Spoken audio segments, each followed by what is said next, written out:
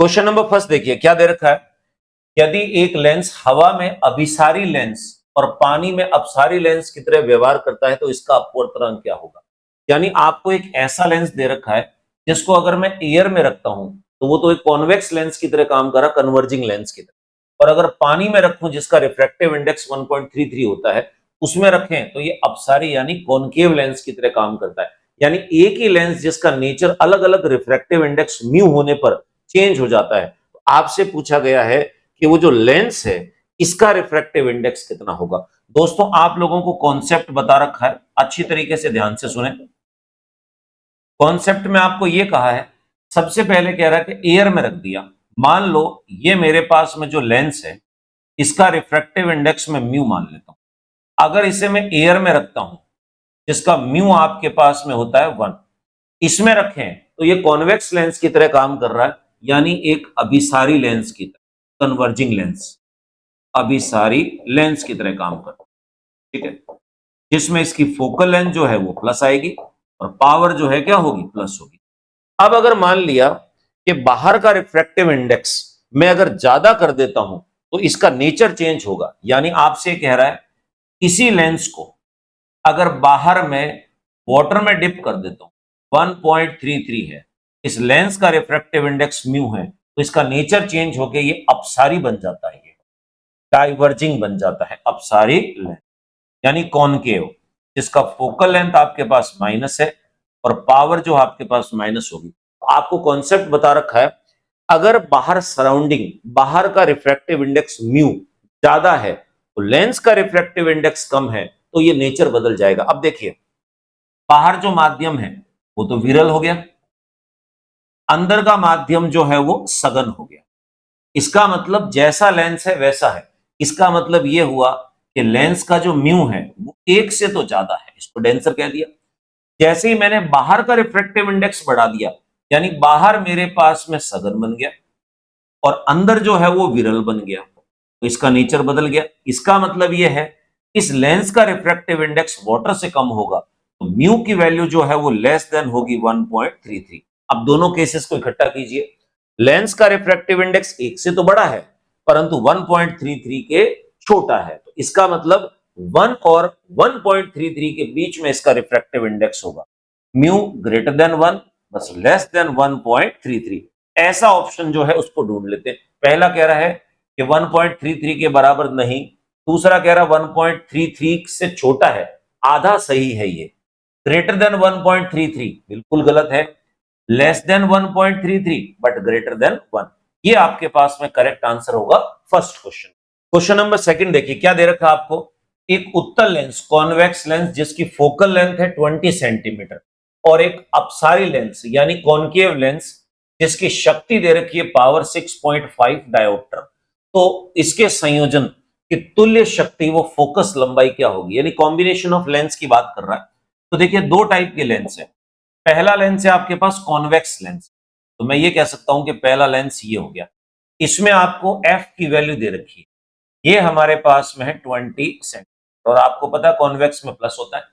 Second lens जो है वो आपके पास कॉनकेव है और इसमें फोकल लेंथ की पावर दे रखी है। मैं ये कह सकता हूं कि P2 आपके पास में है। देखिए पावर जो होगी वो कॉनकेव लेंस की माइनस में होती है, मैं कह सकता हूं -6.5 डायोप्टर हो। तो दो काम है आपके पास, या तो इसको पावर में कन्वर्ट कर लीजिए या इसको एफ में कन्वर्ट कर दीजिए, दोनों को एक जैसे में रखना है। तो आप इजी जो मेथड रहेगा उसको पावर में कन्वर्ट कर लीजिए। P1 is equals two centimetre में दे रखा तो फॉर्मूला होता है 100 अपॉन F1, तो 100 अपॉन 20, ये बन गया आपके पास में कितना, 5 डायोप्टर। अब ध्यान से देखिए कॉम्बिनेशन की बात करें तो रिजल्टेंट जो होगा वो होगा था हमारे पास P1 प्लस P2। अब जो कॉन्वेक्स है उसके आगे प्लस लगा देंगे, जो कॉनकेव है उसके आगे माइनस लगाएंगे। तो P is equals to P1 convex है, ये आपके पास में हो गया 5 डायोप्टर प्लस करके -6.5 डायोप्टर, इकट्ठा करें P इज इक्वल्स टू ये बन जाएगा -1.5 डायोप्टर। पावर आ गई आपके पास -1.5 डायोप्टर, इसमें दिख रहा है और इसमें दिख रहा है, परंतु देखिए माइनस का है तो इसमें दिख नहीं रहा, ये बेचारे वैसे ही कैंसिल हो गए। अब दूसरा भी वेरीफाई करना है, ऐसा नहीं कि उसको टिक कर दिया, उसको कंसेप्ट बिल्ड करने हैं। अब आपसे कोई पूछे कि फोकल लेंथ कितनी है, तो वापस नहीं जाएंगे, इसी से एफ निकाल देंगे। तो देखिए आपको पता है कि P इज इक्वल्स टू होता है 100 upon f, f is equals to हो गया 100 अपॉन पी, तो 100 अपॉन पी की जो वैल्यू आपके पास में -1.5 है, तो हटा दीजिए यहां पर, आप इसको 5 से काट दीजिए 200 और ये बन जाएगा 3, -66.6 सेंटीमीटर। क्लियर? तो आप कहोगे इसकी जो फोकल लेंथ है -66.6 है, 66.6 जिसको 7 कर रखा। अब कई बार बच्चा बोलता सर इसके आगे माइनस क्यों नहीं लगाया, क्योंकि पावर माइनस में आ गई तो एक अंडरस्टैंड चीज बनती है कि ये कॉनकेव ही बनेगा हमारे पास में। तो सेकंड क्वेश्चन का करेक्ट आंसर आपके पास ए ऑप्शन है दोस्तों। नेक्स्ट क्वेश्चन नंबर थर्ड देखिए, डायग्राम आपको दे रखा है। डायग्राम से पूछा है कि कॉन्वेक्स लेंस है जिसे 3 ट्रांसपेरेंट मीडियम से बनाया गया, 3 पारदर्शी माध्यमों से बनाया गया है। अगर कोई भी एक लाइट इस पर गिरती है तो कितनी इमेज बनेगी। तो देखिए हालांकि उसने दे रखा है, अगर नहीं दे रखा हो तो डायग्राम से पता लगाओगे। आप ये कह सकते हो कि देखिए पहला मीडियम ये एक जैसे हैं, ये एक जैसे हैं और ये क्रॉस वाले एक जैसे हैं। तो हम ये कह सकते हैं कि नंबर ऑफ मीडियम हमारे पास में जो हो गए, नंबर ऑफ मीडियम माध्यम जो होते हैं हमारे पास वो कितने हैं, 3 है। और मेरे प्यारे बच्चों किसी भी लेंस में जितने मीडियम भरे जाते हैं, जितने माध्यम भरे जाते हैं, उतने उसके प्रतिबिंब बनते हैं। परंतु ध्यान रहे कि रिपीट नहीं होना चाहिए। कई बच्चा काउंट करे 1 2 3 4 5 6 7 8 है सर, 8 नहीं है तो 3 ही, वो बार बार रिपीट हो रहे हैं। तो रिपीट होने वालों को काउंट नहीं करना है, कितने डिफरेंट टाइप के हैं। तो 3 मीडियम हो गए। तो ध्यान रहे नंबर ऑफ इमेजेस जो होती है वो डिपेंड करती है नंबर ऑफ म्यू पर। 3 मीडियम है तो रिफ्रैक्टिव इंडेक्स भी 3 होंगे और इमेज भी कितनी बनेगी, 3। n इज इक्वल्स टू बना हमारे पास में 3। तो देखिए थर्ड क्वेश्चन का करेक्ट आंसर सी ऑप्शन है दोस्तों। नेक्स्ट क्वेश्चन नंबर 4, एक खगोलीय दूरबीन यानी एस्ट्रोनॉमिकल टेलीस्कोप है अंतरिक्ष में देखने के लिए, जिसका मैग्निफिकेशन हमारे पास में 10 दे रखा है, आवर्धन क्षमता। इसकी अभिनेत्र की फोकस दूरी जो है यानी ऑब्जेक्ट पीस जो है वो आपके अभिनेत्र की, यानी ये आपके पास में दे रखा आई पीस की जो आंखों के पास है, जिसको हम एफ ई कह सकते हैं, ये दे रखा है। इसके अभिदृश्य की फोकस दूरी कितनी। तो मेरे प्यारे बच्चों आप लोगों को फॉर्मूला बता रखा है, टेलीस्कोप की जो मैग्निफिकेशन होती है उसका फॉर्मूला होता है -FO अपॉन FE। अब देखिए क्या वैल्यू दे रखी है, m आपके पास में कितना है, 10 दे रखा है, क्या इक्वल्स टू माइनस FO जो आपके पास में है वो आपके पास में कैलकुलेट करना है, और FE की वैल्यू हमें दे रखी है 20 सेंटीमीटर। मैं आपको फिर एक चीज बता दूं, ध्यान से देखना, माइनस यूज नहीं करते हैं, मॉड यूज करेंगे। मैं यहां मॉड लगा दूं, ये मेरे पास में क्या बन जाएगा, FO अपॉन 20, क्रॉस मल्टीप्लाई कर दीजिए, बड़ा लिख देता हूं। FO की वैल्यू आपके पास में हो गई 20 इंटू ये हो जाएगा 10, इट विल बी 200 सेंटीमीटर, यानी 200 सेंटीमीटर जो है ये बन जाएगा आपके पास। अगर मीटर में कैलकुलेट करना चाहें तो आप लिख सकते हो 2 मीटर। अब ऑप्शन में क्या चाह रहा है, ये चाह रहा है 200 सेंटीमीटर, आंसर आ गया। बाकी को भी चेक कर लेते, 2 सेंटीमीटर नहीं है, 0.5 सेंटीमीटर नहीं है और ये बिल्कुल भी नहीं है, यानी फोर्थ क्वेश्चन का करेक्ट आंसर आपके पास ए ऑप्शन है। नेक्स्ट क्वेश्चन नंबर 5 देखिए, कॉम्बिनेशन ऑफ लेंस की बात कर रखा है। जैसा कि चित्र में दिखाया गया है, दो सम उत्तल लेंस संयुक्त हैं, इनकी फोकस लंबाई का रेशियो कितना होगा। 3 अलग अलग डायग्राम बना रखे, मैं वापस डायग्राम बनाऊं। देखिए आपसे कोई पूछे कि आपके पास में 2 सम उत्तल लेंस हैं, यानी ऐसे 2 लेंस हैं, ये और ये लेंस, ठीक है। यानी आप लोगों को पता है कि अगर किसी भी एक लेंस को खड़ी वार में यानी वर्टिकली 2 टुकड़ों में बांटा जाता है तो एफ जो है वो डबल हो जाता है। इसका मतलब पहले ये लेंस ऐसा हुआ करता था, मान लिया, जिसकी फोकल लेंथ एफ थी, इसके बीच में से खड़ी वार में मैंने 2 टुकड़े कर दिए तो इसकी फोकल लेंथ हो गई 2f और इसकी फोकल लेंथ हो गई 2f। अब देखिए तीनों में ये कंबाइन कर रहा है, कॉम्बिनेशन का तरीका कैसा भी हो, फोकल लेंथ को जोड़ने का पैटर्न एक ही रहता है। सबसे पहले केस के अंदर में देखो कैसे जोड़ रहा है ये, केस नंबर फर्स्ट में ये वापस ऐसे पैच कर रहा है, इसको वापस जोड़ रहा है।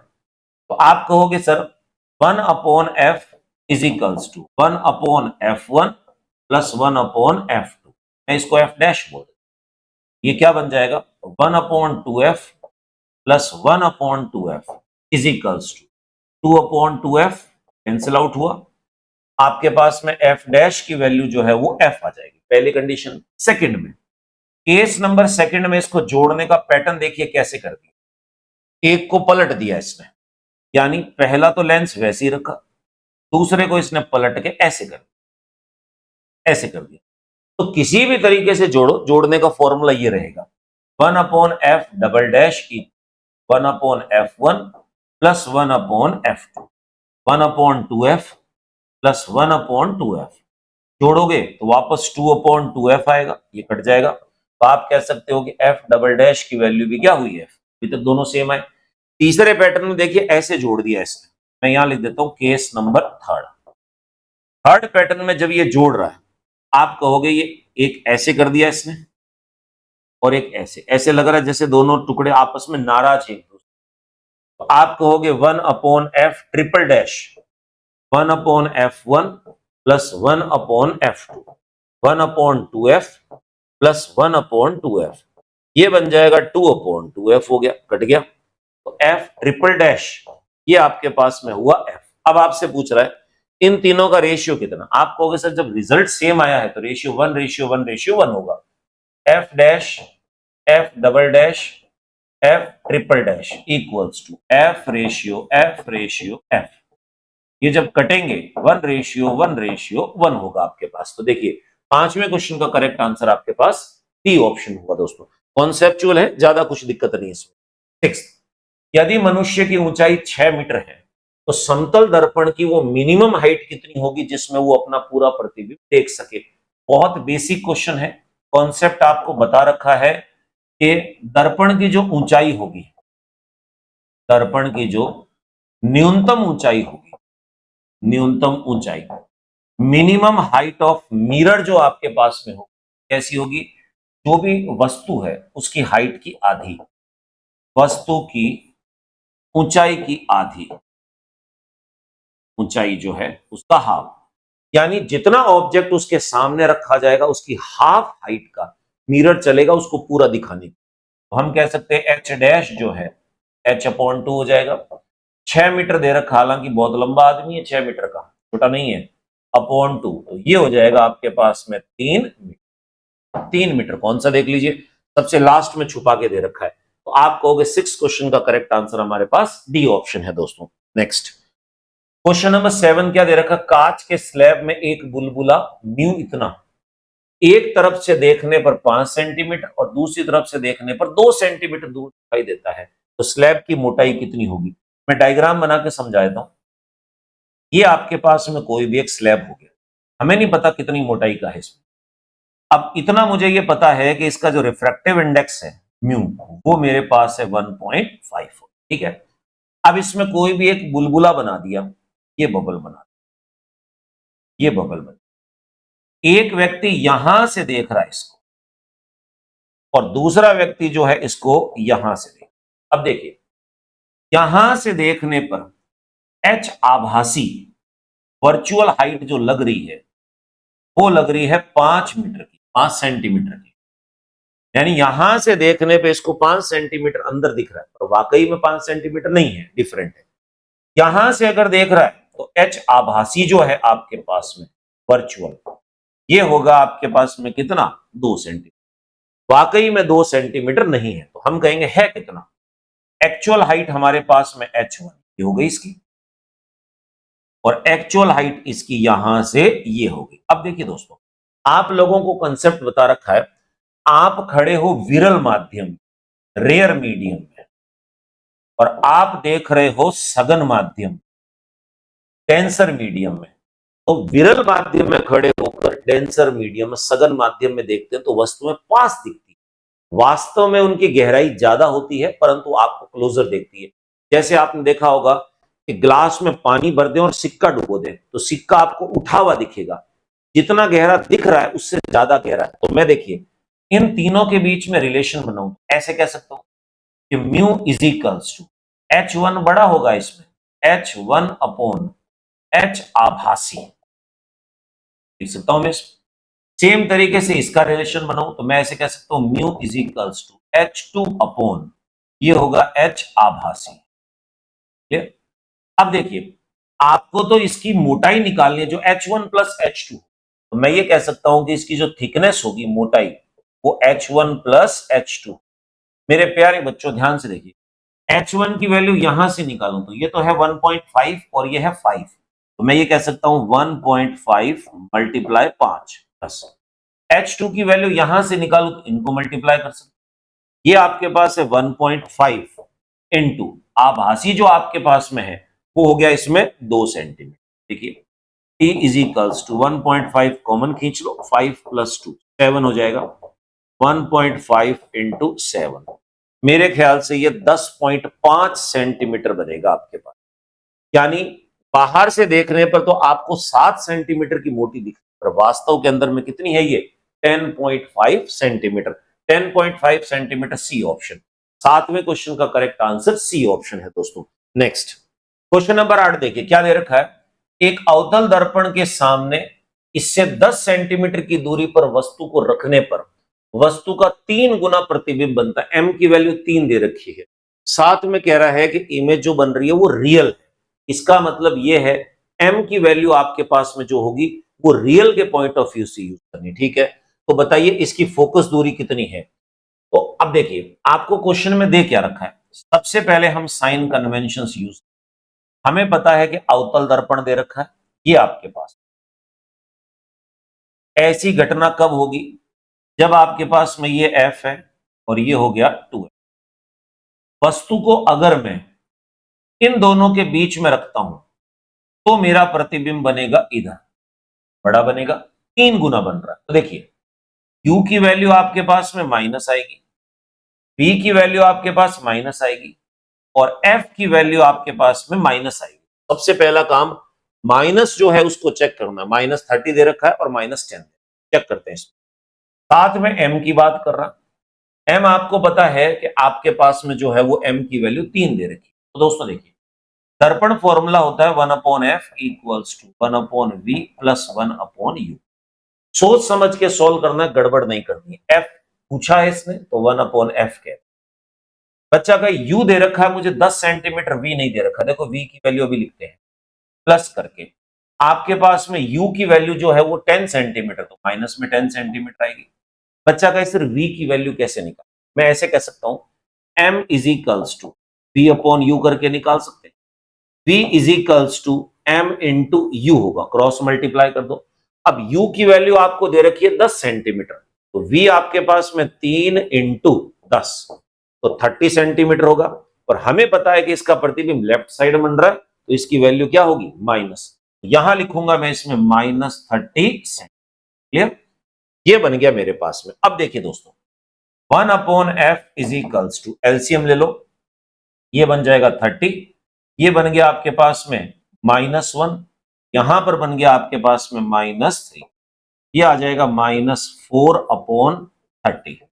तो f जो है इसका फॉर्मूला हमारे पास बन जाएगा 30/-4, आपका जो आंसर आएगा -7.5 सेंटीमीटर आएगा। देखिए -7.5, क्वेश्चन जो है वो बोनस में जाएगा क्योंकि ना तो 10 सेंटीमीटर आएगा, ना 10 आएगा, ना 30 आएगा, ना 30 आएगा। तो f की वैल्यू आपके पास में ये है, फोकस दूरी पूछ रहा है तो f की वैल्यू आएगी -7.5 सेंटीमीटर।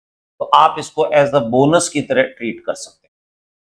नेक्स्ट क्वेश्चन देखें, क्वेश्चन नंबर 9 क्या दे रखा है, दो पतले लेंस जिनकी दक्षताएं यानी पावर दे रखी है +2 डायोप्टर और -4 डायोप्टर है, इनके कॉम्बिनेशन की पावर कितनी होगी। आप लोगों को पता है कि कॉम्बिनेशन की पावर बनती है हमारे पास में P1 प्लस P2, तो P इज इक्वल्स टू, पहला कॉन्वेक्स है +2 डायोप्टर, दूसरा कॉनकेव है -4 डायोप्टर, तो P इज इक्वल्स टू आपके पास आ जाएगा -2 डायोप्टर। ठीक है, पावर पूछ रहा है तो हम कहेंगे दोनों के कॉम्बिनेशन से लेंस बनेगा वो कॉनकेव होगा और पावर बनेगी आपके पास में -2 डायोप्टर। 9th क्वेश्चन का करेक्ट आंसर आपके पास ए ऑप्शन दोस्तों। नेक्स्ट क्वेश्चन नंबर 10 देखिए, दर्पण किसी वस्तु का आवर्धित सीधा प्रतिबिंब बनाता है। यानी आपसे कोई पूछा है कि एक ऐसा दर्पण है, इससे बनने वाला प्रतिबिंब मैग्नीफाइड है, आवर्धित है, आवर्तित है, यानी बड़ा प्रतिबिंब बना रहा है इसमें, ठीक है। दूसरा आपसे पूछ रहा है कि सीधा प्रतिबिंब बनाता है, और आप लोगों को पता है कि सीधा प्रतिबिंब जो होता है वो हमेशा आभासी हो, ठीक है। तो ऐसा कौन सा मिरर होगा जो ये दोनों काम कर सकता है? अब ध्यान से देखिएगा, आप लोगों को पता है कि आभासी प्रतिबिंब तो दोनों दर्पण बनाते हैं, कॉनकेव और कॉन्वेक्स, परंतु बड़ा प्रतिबिंब बनाने की क्वालिटी केवल और केवल किसमें होती है? अवतल दर्पण में होती है। तो आप कहोगे ये दोनों कंडीशंस जो मैच करती हैं वो आपके पास में अवतल दर्पण के लिए है, यानी कॉनकेव मिरर के लिए। और वो भी कब कंडीशन बनेगी? जब वस्तु को 0 और f के मध्य रखा जाएगा, इन बिटवीन 0 एंड f। और ये कंडीशन कब बनती है दोस्तों? जब डेंटिस्ट यूज करता है इसको। आप लोगों को बता रखा है, डेंटिस्ट जब दांत के चेकअप करता है तो वो आपके दांत को नहीं देखता, वो एक ऐसे दर्पण को देखता है जो अवतल दर्पण होता है। दांत आपका ऑब्जेक्ट की तरफ होता है, वो 0 और f के मध्य सेट किया जाता है। तो इसका जो करेक्ट आंसर होगा आपके पास में वो अवतल दर्पण, यानी 10वें का करेक्ट आंसर डी ऑप्शन है। नेक्स्ट क्वेश्चन नंबर 11 क्या दे रखा है? प्रकाश कांच की प्लेट पर 60 डिग्री के कोण पर आपतित होता है। परावर्तित और अपवर्तित किरणें एक दूसरे के लंबवत हैं, तो प्लेट का रिफ्रैक्टिव इंडेक्स कितना है? बड़ा सिंपल सा क्वेश्चन है, ध्यान से अच्छी तरीके से देखिए। मैं थोड़ी सी एक सरफेस ड्रॉ कर लेता हूं। ये मान लो हमारे पास में कोई भी एक सतह हो, ठीक है। क्या कह रखा है? प्रकाश कांच की प्लेट पर 60 डिग्री के कोण पर आपतित होता है। तो यहां से हमने एक काम किया, एक नॉर्मल ड्रॉ कर देते हैं।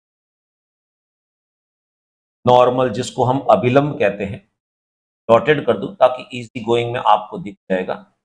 ये जो है ऐसे है, रेफरेंस पॉइंट होता है जहां से सभी एंगल्स लिए जाते हैं, ठीक है? इसको ओ कह दिया। अब कोई भी जो लाइट है वो इंसिडेंट हो रही है इस एंगल, आपतित। आप कह सकते हो I इज इक्वल्स टू कितना हो गया, ठीक है। परावर्तित और अपवर्तित किरणें एक दूसरे के लंबवत है, यानी आपको यह दे रखा है कि एक लाइट तो रिफ्लेक्ट होगी यहां से और एक लाइट रिफ्रैक्ट होगी ऐसे। हमने ये बना दिया, ये यहां से रिफ्रैक्ट हो रही, ये बना दिया।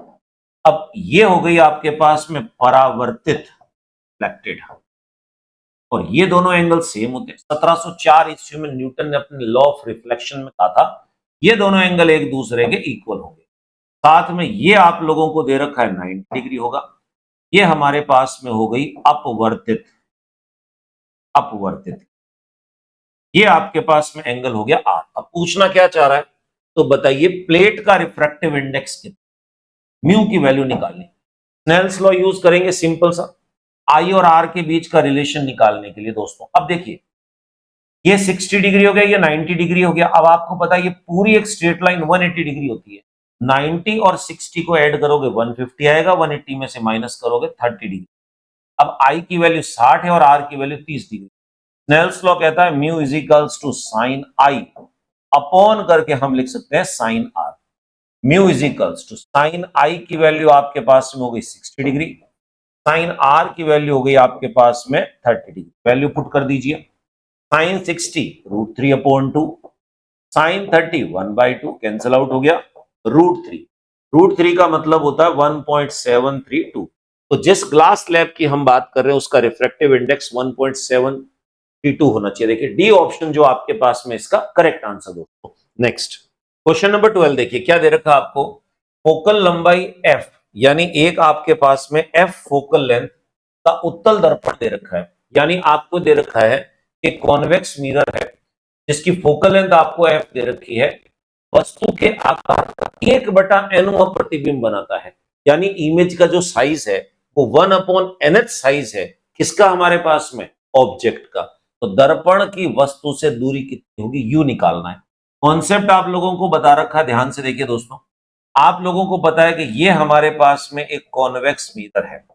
कॉन्वेक्स मिरर में आपको पता है कि यू लेफ्ट साइड में होता है माइनस, बी राइट साइड बनता है प्लस, और एफ राइट साइड में होता है हमारे पास प्लस। अब देखिए इसी अकॉर्डिंग साइन कन्वेंशन आपको रखने, एफ की वैल्यू दे रखी है तो हम कहेंगे एफ आपके पास प्लस एफ, फिर ये कह रहा है कि प्रतिबिंब का जो साइज है वो 1/n है। आप लोगों को पता है कि m इज इक्वल्स टू हम v/u भी लिखते हैं, हाइट ऑफ इमेज और हाइट ऑफ ऑब्जेक्ट ऐसे भी लिखते हैं, यानी मैग्निफिकेशन जो है वो 1/n दे रखा है। तो मैं ऐसे कह सकता हूं v is equals to m into u हो गया, ये आपके पास बन जाएगा u/n करके। अब प्लस माइनस कैसे लगाओगे, v बनता राइट साइड में, तो आप ये कहोगे v is equals to u/n आएगा प्लस में। u जो है ऑब्जेक्ट लेफ्ट साइड में होगा, साइन कन्वेंशन, क्योंकि आप लोगों को बता रखा है कि मिरर फॉर्मूला और लेंस फॉर्मूला जब लगाओगे तो साइन कन्वेंशन यूज, तो फॉर्मूला यूज करते हैं, इसको मैं माइनस यू, तो mirror formula 1/f equals to 1/v plus 1/u।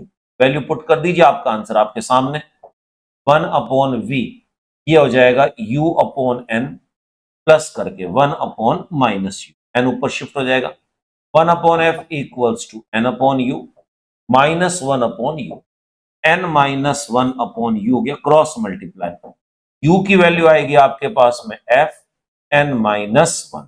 अब ये आंसर आपके पास कौन से ऑप्शन में, उसको ढूंढ लीजिए। तो देखिए पहला ऑप्शन, दूसरा, तीसरा, चौथा, डी ऑप्शन है n माइनस 1 इंटू एफ। 12वें क्वेश्चन का करेक्ट आंसर आपके पास डी ऑप्शन होगा दोस्तों। क्वेश्चन नंबर 13, किसी वस्तु और लेंस द्वारा बनी उसकी वास्तविक प्रतिबिंब के बीच की न्यूनतम दूरी होगी। क्या कह रखा है, कोई लेंस है हमारे पास में, उस लेंस में रियल इमेज बनने के लिए ऑब्जेक्ट और इमेज के बीच का डिस्टेंस कितना होगा। कई बार बच्चे बोलते हैं साहब लेंस का नेचर नहीं दे रखा है, ध्यान से देखिएगा, दो लेंस होते हैं हमारे पास में, एक होता है आपके पास में उत्तल लेंस जिसको आप कहते हो कॉन्वेक्स लेंस, एक होता है आपके पास में अवतल लेंस, अवतल लेंस जिसको आप कहते हो कॉनकेव। हमेशा ध्यान रखें, उत्तल लेंस जो होता है इससे बनने वाले प्रतिबिंब वास्तविक होते हैं, आभासी होता है जीरो एफ के प्रतिबिंब, परंतु इससे बनने वाले प्रतिबिंब केवल और केवल आभासी होते हैं, वर्चुअल होते हैं। साथ में मैं आभासी लिख देता हूं, वरना आप पूछोगे कि अकेले यही कैसे लिख। अब देखिए रियल इमेज बनाने की बात कर रहा है, इसका मतलब उत्तल लेंस की बात होगी। आपसे पूछे मिनिमम डिस्टेंस कितना होना चाहिए, तो ये पूरा डिटेल से मैं आपको सॉल्व करा चुका हूं। इन दोनों के बीच में, Q और F के बीच में डिस्टेंस या तो 4F से ज्यादा होना चाहिए या 4F के बराबर होना चाहिए। अब ये मिनिमम पूछ रहा है, तो आप कहोगे जो लेंस की फोकल लेंथ है उसके 4 गुने के बराबर कम से कम वो दूरी होनी चाहिए ताकि वो रियल इमेज बना सके। तो 4F आपके पास में कौन सा है, 13 क्वेश्चन का करेक्ट आंसर बी ऑप्शन है। नेक्स्ट क्वेश्चन नंबर 14, प्रकाश की एक किरण कांच से हवा में गुजरती है, क्रांतिक कोण का न्यूनतम मान किसके लिए होगा। तो सबसे पहले देखिए क्रिटिकल एंगल बनता है TIR के लिए, और आपको पता है कि TIR के लिए हमें पता है कि डेंसर मीडियम से यानी सघन माध्यम से विरल माध्यम की ओर, रेयर मीडियम, यानी मैं हिंदी में भी लिख देता हूं, सघन से विरल में लाइट जा रही है तो ही पॉसिबल। तो पहले ये चेक करते हैं कि ये हो रहा है कि नहीं हो रहा है। कांच से हवा में यानी डेंसर से रेयर में आ गई, ठीक है। तो क्रिटिकल एंगल की वैल्यू मिनिमम किसके लिए होगी, तो देखिए आप लोगों को कंडीशन पता है, इसकी शर्त जो है वो ये है कि देखिए क्रिटिकल एंगल जो होता है sine C is equals to 1/म्यू होता है, क्लियर। और आप लोगों को यह पता है कौशी के नियम से म्यू जो होता है वो a plus b upon lambda square होता है। तो यहां से एक कॉन्सेप्ट उठाएंगे कि म्यू की वैल्यू जो है वो लैम्डा का इनवर्सली पड़ता है। अब ये पूछ रहा है क्रिटिकल एंगल मिनिमम किसके लिए होगा, तो देखिए सी की वैल्यू मिनिमम होने के लिए उल्टा चलेंगे, सी की वैल्यू कम होने के लिए म्यू ज्यादा होना चाहिए, और म्यू ज्यादा होने के लिए लैम्डा की वैल्यू कम होनी चाहिए। इन सब में जिनका लैम्डा सबसे कम होगा उसके लिए क्रिटिकल एंगल सबसे कम होगा। लैम्डा सबसे कम किसका होता है, आपको पता है विबग्योर की बात करें हम, इस व्हाइट लाइट के कंटेंट, लैम्डा सबसे कम और इसका लैम्डा सबसे ज्यादा। तो सबसे कम तो है वॉयलेट का, तो देखो वॉयलेट दे रखा है, वॉयलेट जो है इसके लिए क्रिटिकल एंगल सबसे कम। मैक्सिमम पूछे, ज्यादा पूछे तो रेड कलर होगा, रेड कलर यानी ए ऑप्शन, परंतु इस क्वेश्चन का करेक्ट आंसर आपके पास डी ऑप्शन है। नेक्स्ट क्वेश्चन नंबर 15 देखिए, फोकस लंबाई 10 सेंटीमीटर और अपवर्तनांक 1.4 वाले एक लेंस को अपवर्तनांक 1.6 के तरल में डुबोया जाता है तो लेंस की नई फोकल लेंथ कितनी होगी। यानी आपको क्या कह रखा है कि एफ की वैल्यू दे रखी है आपको 10 सेंटीमीटर और रिफ्रैक्टिव इंडेक्स म्यू दे रखा 1.4 वाले एक लेंस को इसमें डुबोया जाता है तो उसकी नई फोकल लेंथ कितनी। इतना हमें पता है कि मीडियम चेंज करने पर उसकी एफ की वैल्यू चेंज होती है। पहली कंडीशंस लेंगे हम इसमें, केस नंबर 1। पहले हमने कहा इस लेंस में जो लाइट आ रही थी वो एयर से आ रही थी, यानी ये देखिए एयर से इस लेंस के अंदर में लाइट एंटर हो रही है। लेंस मेकर फॉर्मूला यूज करेंगे, सिर्फ हम इसमें म्यू यूज करेंगे, 1/f प्रोपोर्शनल म्यू एयर से लेंस में -1 proportional mu lens divided by mu air -1 हो गया प्रोपोर्शनल। लेंस हमारे पास है 1.4, एयर 1 हो गया -1 प्रोपोर्शनल, ये आ जाएगा आपके पास में 0.4। तो देखिए एफ की वैल्यू आपको दे रखी 10 सेंटीमीटर, जब आगे की साइड में इनकी वैल्यू पुट करेंगे, पहला इक्वेशन ही। सेकंड में कह रहा है कि अब एयर की जगह मीडियम बदल दो, दूसरा केस हमने यूज, यानी इसी लेंस जिसका रिफ्रैक्टिव इंडेक्स एल था, अब इसका रिफ्रैक्टिव इंडेक्स बाहर जो है वो 1.6 कर 1.6 कर नया एफ निकालना तो 1/f डैश बोल देते हैं, प्रोपोर्शनल हो जाएगा म्यू 1.6 से लेंस में लाइट एंटर हो रही है, देखिए ऐसे एंटर हो क्यों जा रही है इसमें माइनस प्रोपोर्शनल, ये हो जाएगा म्यू लेंस की वैल्यू 1.4 दे रखी है तो मैं डायरेक्ट लिख देता हूं 1.4 1.6 -1, क्लियर।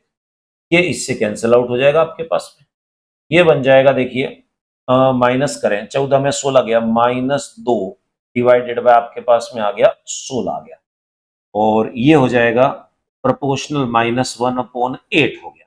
सेकंड इक्वेशन के अब देखिए इस एफ की वैल्यू अब रखेंगे जब दोनों इक्वेशन को कंपेयर करेंगे, एफ डैश निकालना है तो मैं first equation divided by second equation कर, फर्स्ट में 1/f डैश इक्वल्स टू, यहां पर वैल्यू बनी थी आपके पास में 0.4, यहां पर वैल्यू बनी है -1। अब देखो एफ की वैल्यू डालेंगे हम 10 सेंटीमीटर, ये ऊपर चला जाएगा, नीचे पहले लिख देता हूं मैं f'/f इज इक्वल्स टू 8 ऊपर चला जाएगा -3.2 हो गया। अब इसकी वैल्यू पुट कर देते हैं, ये आपके पास है 10 centimetre, cross multiply f' is equals to -3.2 multiply 10, it will be -32 centimetre. F की वैल्यू 32 सेंटीमीटर आएगी माइनस में, माइनस ये बता रही है कि वो जो लेंस हमारे पास में है अब उस लिक्विड में डुबोने के बाद में वो कॉनकेव की तरह काम करेगा। 32 देखिए 32 माइनस में भी दे रखा है, 32 प्लस में भी दे रखा है, और माइनस वाला हमारा जो आंसर है वो एग्जैक्ट होगा। 15वें क्वेश्चन का करेक्ट आंसर डी ऑप्शन है दोस्तों।